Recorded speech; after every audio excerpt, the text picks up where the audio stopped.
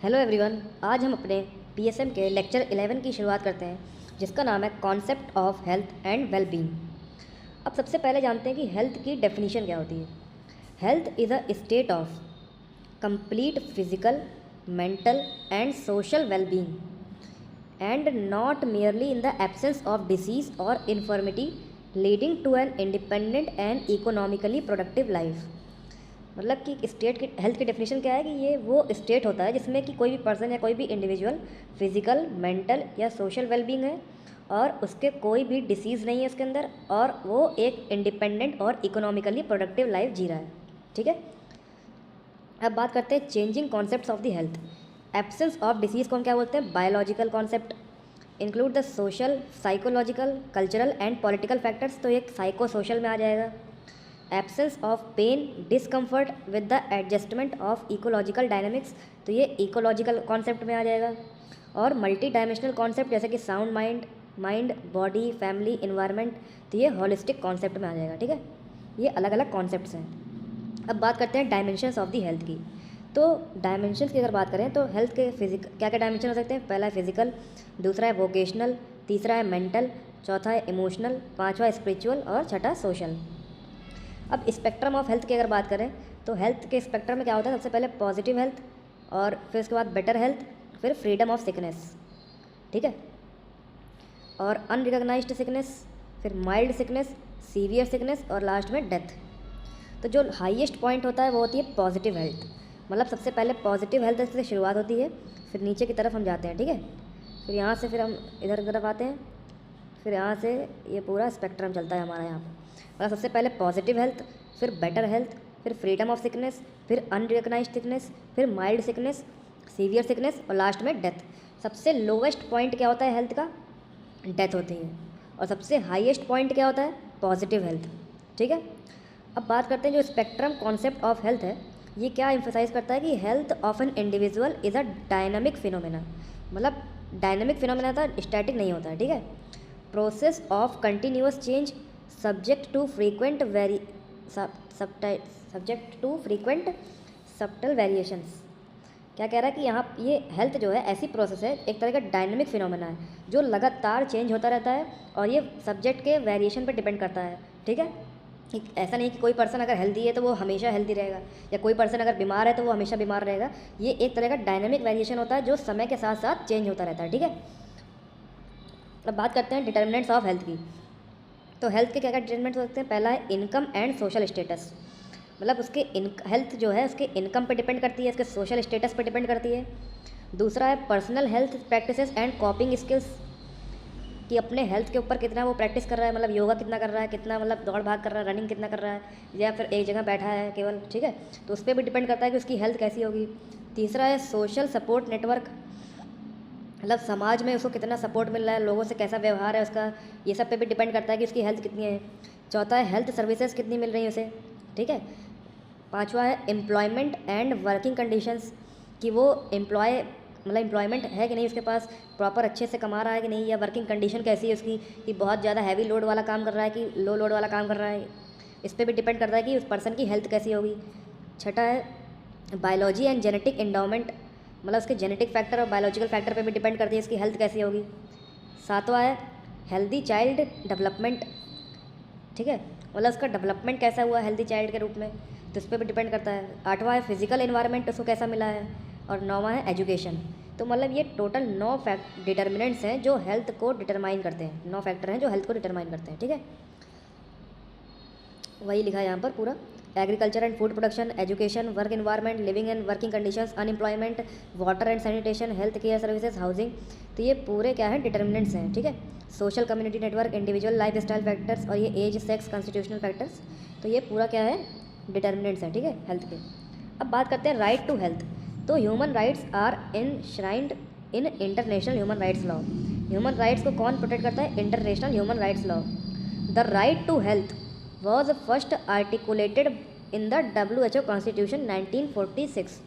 ठीक है, और ये राइट टू हेल्थ क्या कहता है कि it states that the enjoyment of the highest attainable standard of health, यानी positive health, is one of the fundamental rights of every human being.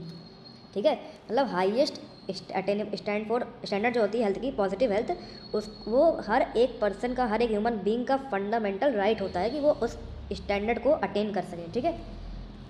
अब बात करते हैं इंपॉर्टेंट ट्रीटीज़ क्या क्या हुई। ट्रीटीज़ मतलब संधि।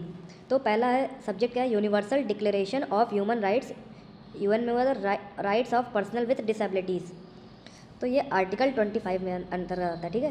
तो दूसरा है चाइल्ड राइट्स, ये आर्टिकल 24 के अंदर आता है। तीसरा है elimination of the discrimination against the women, तो ये आर्टिकल 11, 12 और 14 के अंदर आता है।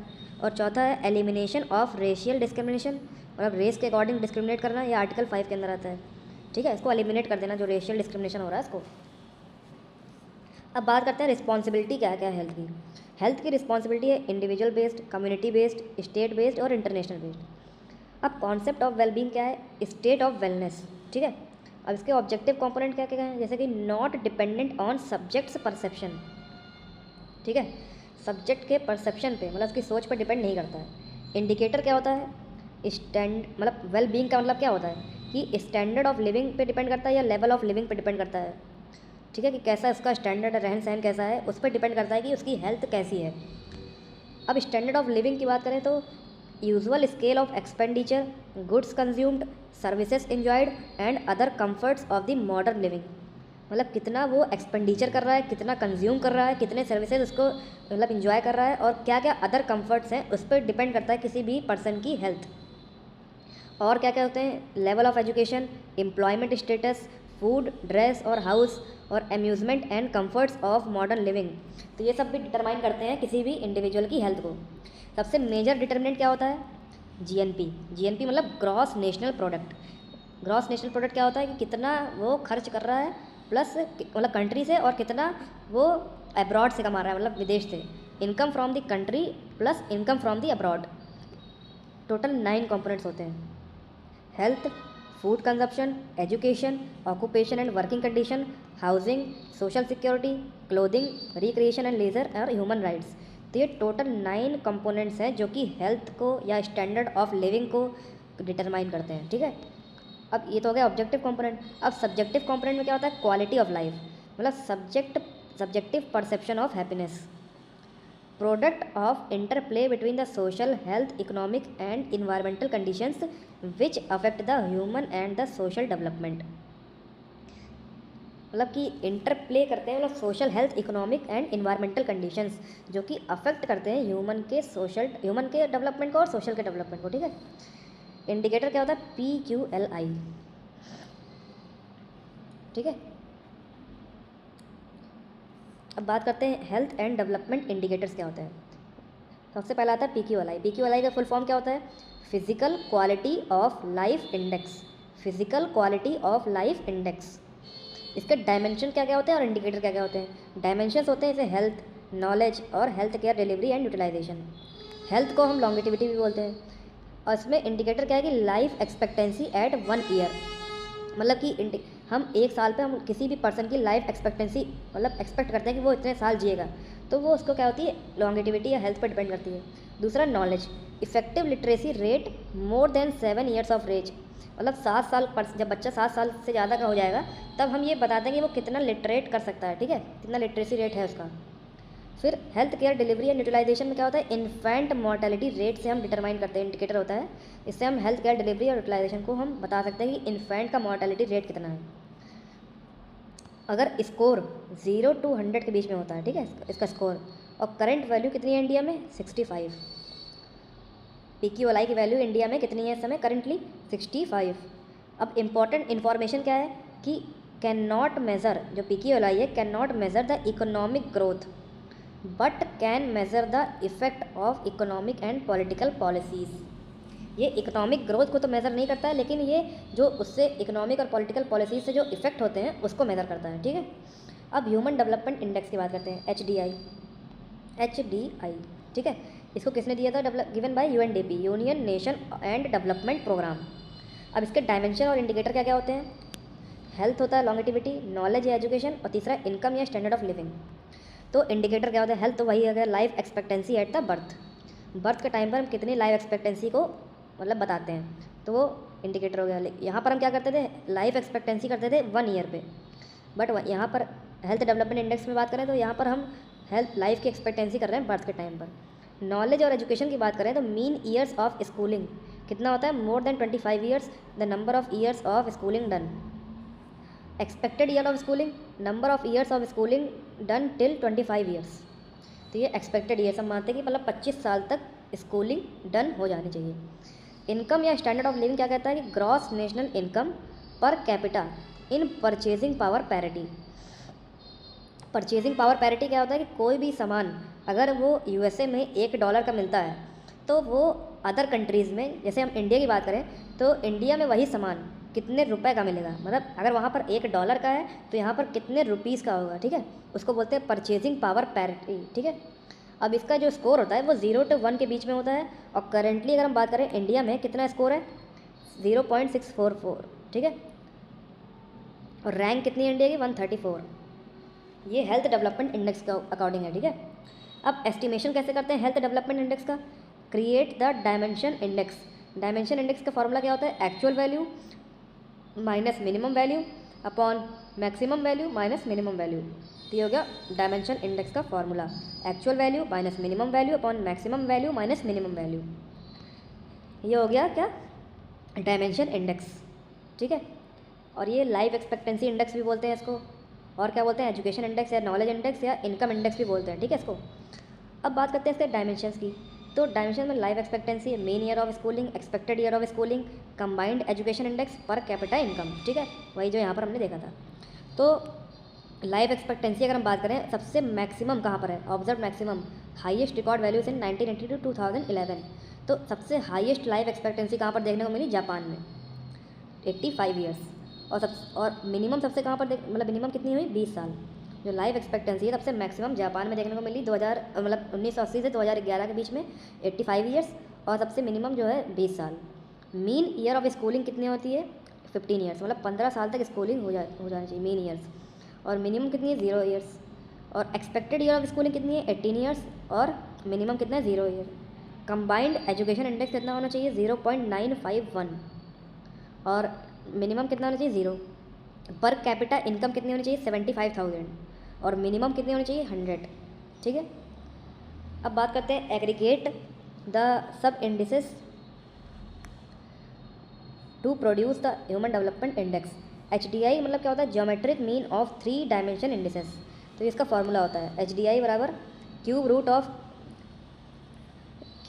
Of income index into education index into life expectancy, ठीक है। Income index into education index into life expectancy.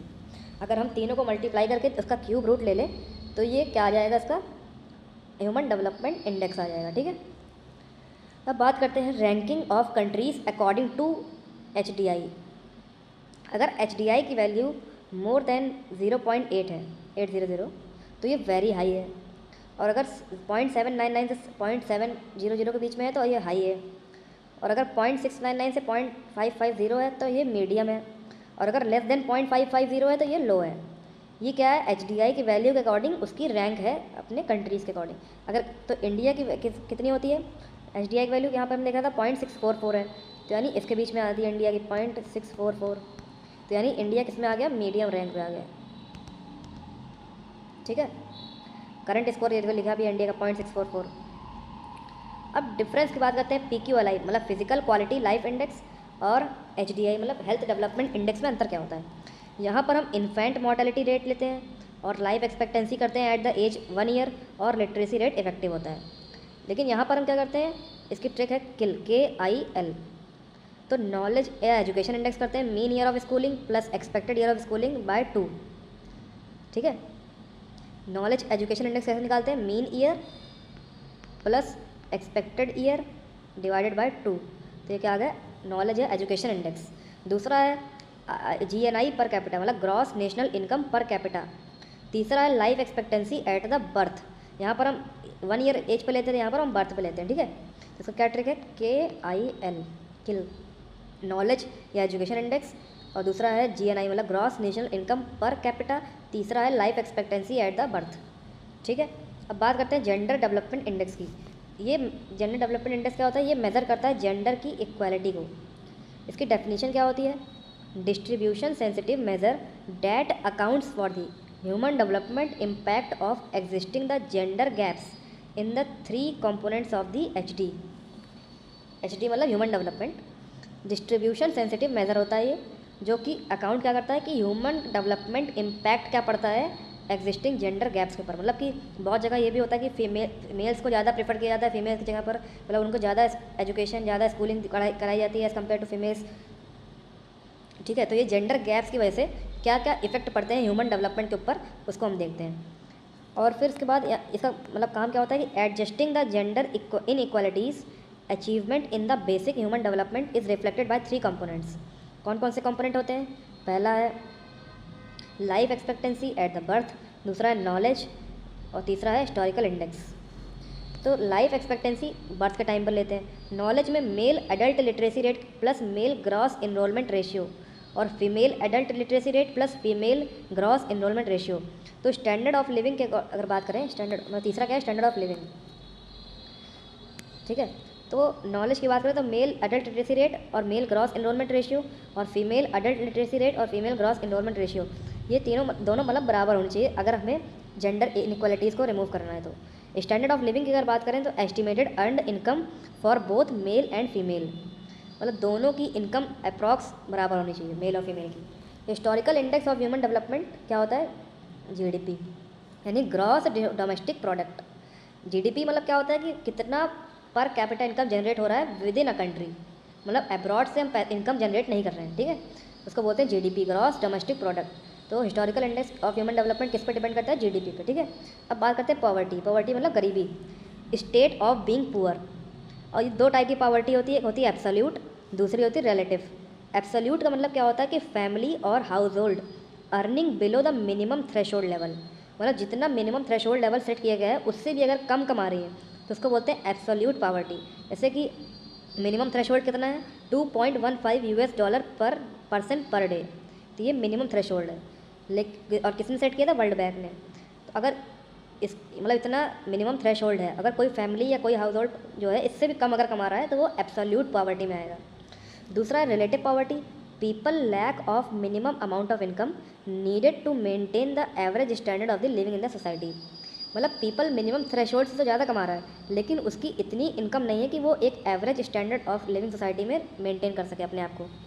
तो मीडियन नेशनल इनकम कितना है कंट्री की? $100 और इंडिविजुअल अगर मान लो कितना कमा रहा है? $60, तो यानी इसको मिनिमम अमाउंट नहीं है इसके बाद। अगर कोई पर्सन $100 कमा रहा है तो हम ये कहते हैं कि वो एक एवरेज स्टैंडर्ड ऑफ लिविंग में अपने आप को मेंटेन कर सकता है। लेकिन अगर कोई 100 से कम कमा रहा है, जैसे $60 कमा रहा है, तो इसका मतलब कि वो मिनिमम अमाउंट से कम कमा रहा है, वो अपने आप को एक स्टैंडर्ड ऑफ लिविंग में मेंटेन नहीं कर पा रहा है। मगर वो गरीब में नहीं आएगा, एब्सोल्यूट पॉवर्टी में नहीं आएगा, वो रिलेटिव पॉवर्टी में आएगा। ठीक है, अब बात करते हैं ह्यूमन पॉवर्टी इंडेक्स क्या होती है। तो ह्यूमन पॉवर्टी इंडेक्स जो होती है उसमें क्या क्या होता है? लॉन्गेटिविटी होती है, नॉलेज और स्टैंडर्ड ऑफ लिविंग, 3 चीज़ों पर डिपेंड करती है। लॉन्गेटिविटी मतलब proportion of people not surviving up to age of 40 years, मतलब ये प्रोपोर्शन होता है ह्यूमन पॉवर्टी इंडेक्स में कि कितने लोग 40 साल से ऊपर नहीं जी पा रहे हैं। नॉलेज में क्या होता है? Adult literacy rate. ठीक है, फिर स्टैंडर्ड ऑफ लिविंग की बात करें तो proportion of individual access to safe water supply and sanitation. अगर उसके स्टैंडर्ड ऑफ लिविंग की बात करें तो वो किसको कितना सेफ वाटर मिल रहा है सप्लाई और कितना सैनिटेशन है उसको, तो उस पर भी डिपेंड करता है कि वो उसका स्टैंडर्ड ऑफ लिविंग कैसा है। या proportion of children under weight, मतलब चिल्ड्रन का जितना वेट होना चाहिए था, अगर कोई अंडर वेट है तो हम उससे उसका स्टैंडर्ड ऑफ लिविंग को डिटरमाइन कर सकते हैं। HPI क्या होता है? Human poverty index was measure to of relative poverty, ये मेजर होता है रिलेटिव पॉवर्टी का, नो लॉन्गर यूज्ड। अब बात करते हैं मल्टी डायमेंशनल पॉवर्टी इंडेक्स, ये मेजर करता है एक्यूट पॉवर्टी को। ग्लोबल MPI के according an international measure of the acute multi dimensional poverty covering over 100 developing countries, मतलब MPI के अकॉर्डिंग जो अगर इंटरनेशनल मेजर किया गया तो एक्यूट पॉवर्टी के अंदर कौन कौन टोटल 100 डेवलपिंग कंट्रीज आती हैं। इसके 3 डायमेंशन होते हैं। कौन कौन से डायमेंशन होते हैं? हेल्थ, एजुकेशन और लिविंग स्टैंडर्ड्स। इसको हेल्थ से याद कर सकते हैं, हेल्थ। ठीक है, हेल्थ। तो हेल्थ क्या होगा? हेल्थ, एजुकेशन और लिविंग स्टैंडर्ड्स, ये 3 डायमेंशन होते हैं किसके? पॉवर्टी इंडेक्स के। अगर कोई कंट्री इन तीनों डायमेंशन को फुलफिल नहीं कर पा रही तो वो पॉवर्टी के अंदर आएगी।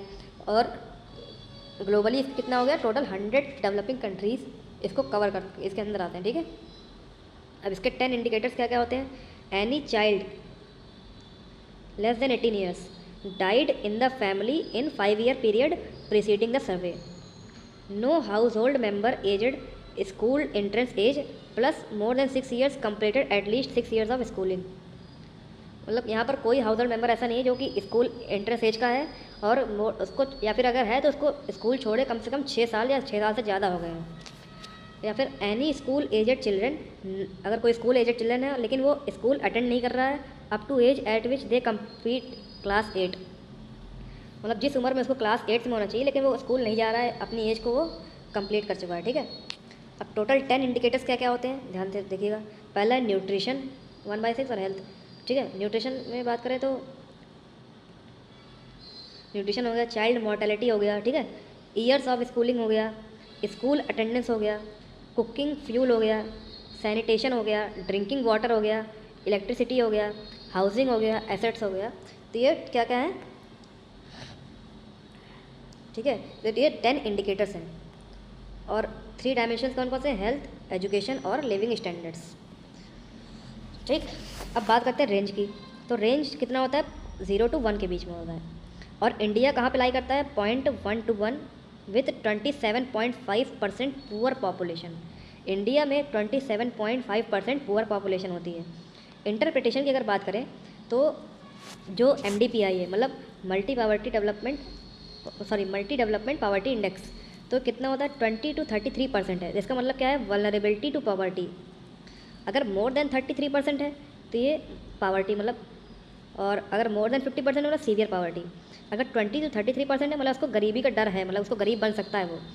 और अगर मोर देन 33.3% है तो मतलब पावर्टी, गरीबी रेखा में आएगा वो। और अगर मोर देन 50% है तो बहुत ही गरीब है, सीवियर पावर्टी है। और ओवरऑल डिप्रीवेशन की बात करें तो more than 1/3 of the indicators जो है poverty in the country. India की अगर बात करें तो उसमें मोर देन 1/3 इंडिकेटर्स जो होते हैं वो पावर्टी में आते हैं। ग्लोबल हंगर इंडेक्स की बात करें तो क्या होता है? इसका डायमेंशंस क्या क्या होते हैं ग्लोबल हंगर इंडेक्स के? पहला है इन एडुकेट फूड सप्लाई, दूसरा है अंडर न्यूट्रिशन, तीसरा है चाइल्ड मोर्टेलिटी। इन एडुकेट फूड सप्लाई में क्या होता है? अंडर नरिशमेंट इसका इंडिकेटर हो गया, मतलब कोई माल नरिश्ड है बच्चा तो हम उसको कहेंगे जिसको इन एडुकेट फूड सप्लाई नहीं मिल रहा है। अंडर न्यूट्रिशन की बात करें तो कोई अगर मसल वेस्टिंग हो रही है, acute malnutrition, low weight for the height, या फिर स्टंटिंग हो रही है मतलब chronic malnutrition, low height for the age in stunting, मतलब या तो उसके मसल वेस्टिंग हो रही है, लो वेट है लेकिन हाइट है, और दूसरा कि लो हाइट है फॉर एज स्टंटिंग मतलब बौना है, तो क्रॉनिक माल न्यूट्रिशन। चाइल्ड मोर्टेलिटी की बात करें तो अंडर 5 मोर्टेलिटी रेट।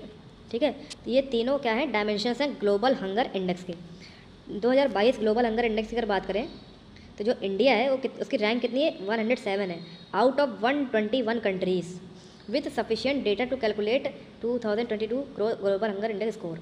मतलब 121 कंट्रीज़ में इंडिया की रैंक कितनी है? 107, जो कि बहुत ही ख़राब है। और इंडिया स्कोर करता है 29.1 सीरियस लेवल ऑफ हंगर। ठीक है, अब कुछ MCQ की बात कर लेते हैं। तो PQLI क्या करता है? PQLI मतलब फिजिकल क्वालिटी लाइफ इंडेक्स, तो ये क्या बताता है? डिसेबिलिटी गलत है, क्वालिटी ऑफ लाइफ इंडिकेटर सही है बिल्कुल, स्टैंडर्ड नहीं बताता है, लेवल ऑफ लिविंग ये भी नहीं बताता है, तो इसका क्वालिटी बताता है। ठीक है, ट्रू अबाउट PQLI, तो इसका लिटरेसी रेट क्या होता है? लिटरेसी रेट या birth rate, life expectancy at the birth. PQLI में क्या क्या बताता है? लाइफ एक्सपेक्टेंसी बताता है, वो भी कब? 1 ईयर पे। ठीक है, और इन्फेंट मोर्टेलिटी रेट बताता है, लिटरेसी रेट बताता है, तो ये 3 सही है इसका आंसर। लाइफ एक्सपेक्टेंसी 1 ईयर पे बताता है, बर्थ पे कौन बताता है? ह्यूमन डेवलपमेंट इंडेक्स बताता है। ठीक है, अब HDI की बात करें तो HDI में क्या क्या आता है? इन्फेंट मोर्टेलिटी रेट गलत है, ये तो अभी PQLI में पढ़े थे। लाइफ एक्सपेक्टेंसी एट बर्थ बिल्कुल सही है। लाइफ एक्सपेक्टेंसी एट 1 ईयर ये भी PQLI में आता है। लॉन्गेटिविटी मतलब हेल्थ वही PQLI में आता है। GDP ये भी PQLI में आता है। तो ठीक है, अब true regarding the PQLI are all except पूछ रहा है, एक्सेप्ट पूछ रहा है। ठीक है, तो PQLI की वैल्यू कितनी थी? 0 to 100। इंडिया कितनी थी? 66.4%। Kerala state has a low per capita income but high PQLI। चलो आगे पढ़ लेते हैं। It measure the economic growth, economic growth तो नहीं मेजर करता, तो ये गलत हो गया। और पढ़ लेते हैं। It includes infant mortality rate, life expectancy at the age 1 and literacy, ये तो सही है। और इसकी बात करते हैं Kerala state has a low per capita income, मतलब उनकी पर कैपिटा इनकम तो कम है लेकिन PQLI ज़्यादा है, मतलब कि लिटरेसी रेट ज़्यादा है, इन्फेंट मोर्टेलिटी रेट कम है, life expectancy at the age 1, तो ये भी सही है। तो इसका आंसर सी हो जाएगा। ठीक है, PQLI की वैल्यू कहाँ से कहाँ विजुलाइज करती है, अभी ऊपर पड़ा 0 to 100, और इंडिया कितना था 66.4%। और minimum and maximum life expectancy value for calculation of index is established HDI। Minimum life expectancy और मैक्सिमम कितनी होती है, तो मिनिमम तो पहले मैंने बता चुका था कितनी होती है लाइफ एक्सपेक्टेंसी, 20 साल HDI कैलकुलेट करने के लिए, और जापान में 85 ईयर्स थी। इसका आंसर सी हो जाएगा, ऐसे यहाँ पर हमने देखा था। ये लाइफ एक्सपेक्टेंसी कितनी होती है मिनिमम 20 ईयर्स, और ऑब्जर्व मैक्सिमम कितनी है 85 ईयर्स जापान में। ठीक है, global hunger index does not include पूछ रहा है, डज नॉट इंक्लूड, तो इसका आंसर क्या हो जाएगा, क्या क्या होता है इसमें ग्लोबल हंगर इंडेक्स में, इन्फेंट मोर्टेलिटी रेट होता है, गलत है। U5MR अंडर 5 मोर्टेलिटी रेट, मतलब 5 साल से अंदर होना चाहिए, तो ये तो होता है ग्लोबल हंगर इंडेक्स में। चाइल्ड मोर्टेलिटी रेट ये भी होता है, चाइल्ड अंडर न्यूट्रिशन ये भी होता है, चाइल्ड अंडर नरिशमेंट ये भी होता है, तो इन्फेंट मोर्टेलिटी रेट नहीं होता है, ये PQLI में होता है। ठीक है, अब लास्ट क्वेश्चन क्या है कि not included in human poverty index, तो percentage of population not surviving on to 40 years of age, तो ये तो होता है पॉवर्टी इंडेक्स में, मतलब कितने परसेंट 40 साल से कम की एज में सर्वाइव नहीं कर पा रहे हैं। दूसरा अंडर न्यूट्रिशन फॉर एज, ये भी होता है पॉवर्टी इंडेक्स में, अपने न्यूट्रिशन सप्लाई नहीं कर पा रहे। तीसरा ऑक्यूपेशन, पॉवर्टी में ऑक्यूपेशन से रिलेटेड कुछ नहीं होता है। चौथा है percentage of population not using the safe water resource, बिल्कुल सही है, सेफ वाटर एंड सैनिटेशन अगर उसको मिल रहा है तो पॉवर्टी के अंदर नहीं आएगा, उसका आंसर सी हो जाएगा। आपको दिखा भी देता हूँ मैं पॉवर्टी वाले में कि जैसे यहाँ पर कि पॉवर्टी इंडेक्स की अगर बात करें तो ये proportion of people not surviving up to age of 40 years, और दूसरा अडल्ट का लिटरेसी रेट, और तीसरा proportion of individual access to safe water supply and sanitation, और चिल्ड्रन अंडर वेट। ठीक है, तो ये क्या है ह्यूमन पॉवर्टी इंडेक्स के अंदर आते हैं, तो इसका आंसर क्या हो जाएगा ऑक्यूपेशन। तो आई होप आपको समझ में आया होगा। थैंक यू सो मच, आज के लिए इतना ही। Please like and subscribe my channel, and आप हमारे चैनल को बने रहिए, नए नए अपडेट्स मिलते रहेंगे। Thank you so much.